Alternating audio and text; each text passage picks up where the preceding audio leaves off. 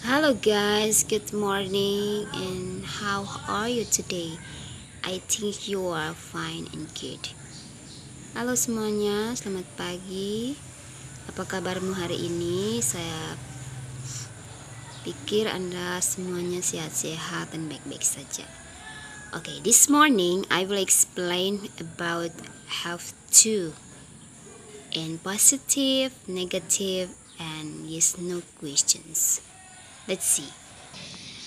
Okay, listen. This is have to in Indonesia, harus. Jadi have to ini dalam bahasa Indonesia adalah harus. Contohnya, kalimat positif. I have to vacuum my bedroom. Saya harus membersihkan ruangan tidurku. Jadi kita akan melihat penggunaan subjek have to dan has to. Jadi have to ini artinya sama dengan has to, tapi penempatannya berbeda. Ya, kita lihat ya. Subjek mana yang menggunakan has to dan subjek mana yang menggunakan have to. Let's see. This subject. I, you, we, they, we use have to. But if we use subject the third person, orang ketiga tunggal, it is he, she, it, we use has to.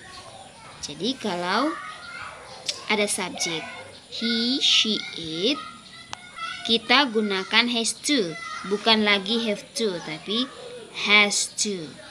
Ya. For example, contohnya di sini. She only has to feed the dog.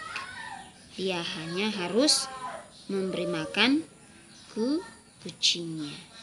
Jadi di sini bukan lagi have to tetapi has to. Oleh karena subjeknya ini adalah orang ketiga tunggal yaitu she. Seandainya kalau she ini diganti dengan nama orang, salah satu siswa, contoh Lazarus. Lazarus only has to feed the cat.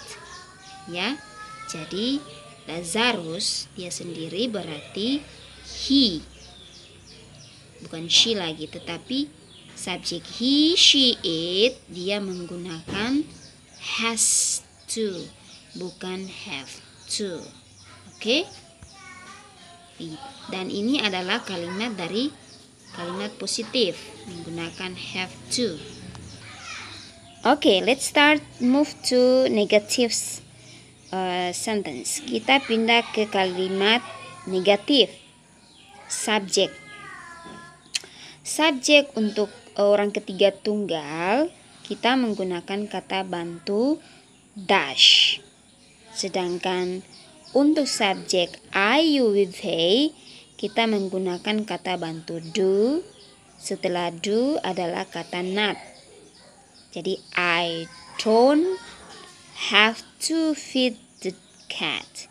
Saya tidak harus memberi makan kucing. Jadi kalau kalimat negatif, do atau does ini dengan not ini datang setelah have to.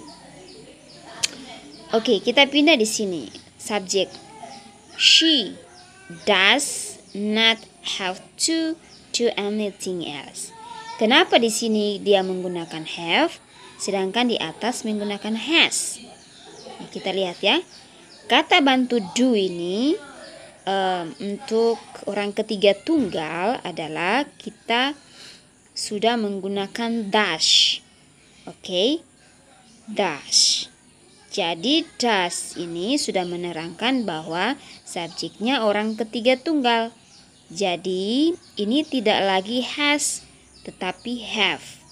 Nah, jadi does ini dia menerangkan orang ketiga tunggal yaitu subjek she. Jadi she doesn't have to do anything else. Ini untuk kalimat apa?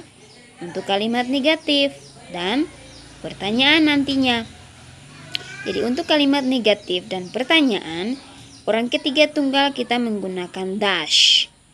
Kalimat negatif does not. Baru have to. Tidak jadi has to lagi. Oke, kecuali kalimat positif seperti ini. She only has to feed the cat. Oke. Sekali lagi, untuk subjek orang ketiga tunggal, yaitu he, she, it, kita menggunakan kata bantu does. Untuk kalimat negatif, does, kemudian not, baru have to. Jadi semua sama. Kecuali subjek I, you, they, kita menggunakan do not. I don't have to. Kalau untuk orang ketiga tunggal, she doesn't have to. Oke. Caranya kita membuat pertanyaan. Oke, kita lihat sini ya. Do, jadi subjek. Untuk pertanyaan pendek, jawaban pendek, kita diawali dengan kata bantu do dan does duluan. Ini subjeknya you. Oke. Subjek you, subjek I, you, we, they itu kata bantunya do. Sedangkan subjek she, he, it kata bantunya adalah does kan tadi. Oke, jadi pertanyaan. Karena you berarti kata bantunya adalah do. Do you have to? Jadi subjek duluan. Subjek setelah do. Untuk pertanyaannya, do you have to? Do you?